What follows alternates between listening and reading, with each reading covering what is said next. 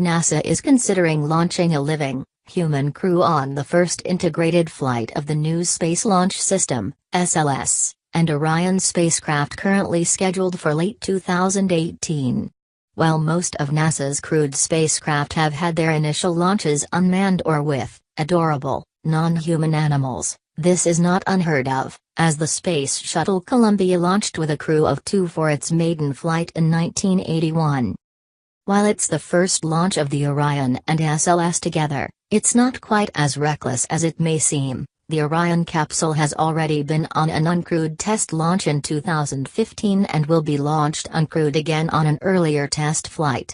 The SLS is using technology based on the well-tested Space Shuttle Launch System hardware, including new versions of the solid rocket boosters, SRBs, and the Space Shuttle main engines, SSMEs.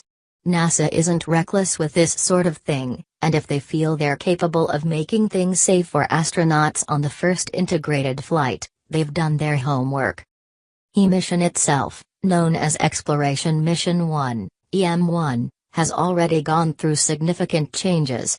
Initially, it was just going to send an uncrewed Orion around the Moon, but was later updated to allow Orion to enter a retrograde lunar orbit that would be similar to one needed for a future asteroid encounter mission.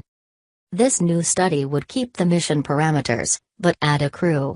The number of crew that may fly hasn't been specified, but the Orion is capable of handling up to 6.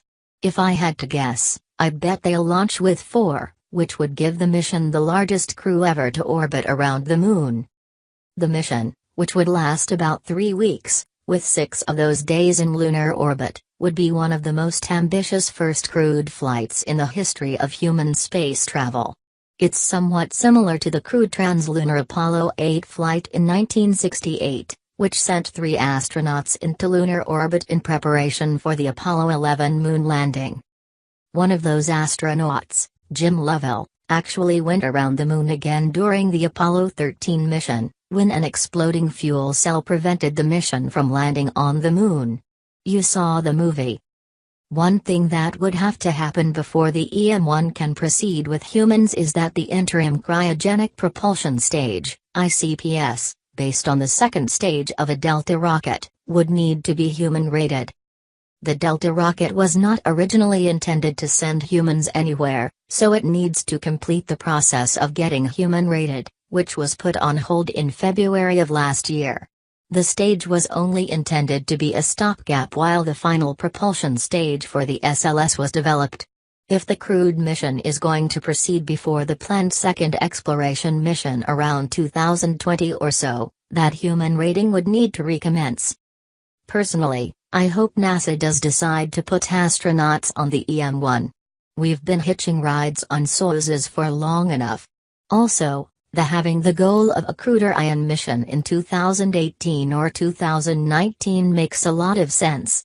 This will be humanity's first true spacecraft designed for use beyond the Earth-Moon system, and I'm excited to see it happen. You know, safety first and all that, but still, I'm sure the astronauts are eager to go for a spin, too.